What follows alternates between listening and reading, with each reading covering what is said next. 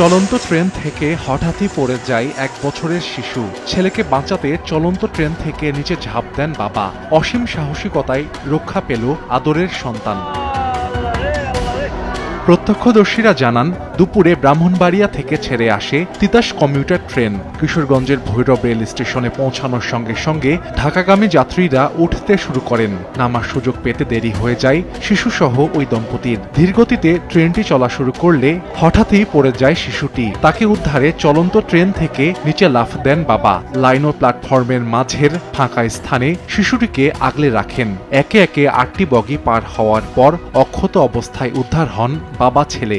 গিয়ে বাচ্চাটিকে আগলে রাখে এমন ভাবে যাতে বাচ্চাটি আর উঠতে না পারে এবং নিজেও শক্তভাবে কোলবালিশের মতো বাচ্চাটিকে রাখে। আল্লাহর অশেষ রহমতে এবং এই বাচ্চা যে নিষ্পাপ এর প্রমাণ আমরা যাত্রী, পুলিশ সহ সবাই একটা জ্বলন্ত প্রমাণ আজকে পেয়েছে। ট্রেনে ওঠানামার সময় সতর্ক থাকার পরামর্শ রেল কর্তৃপক্ষের। সময় সংবাদ।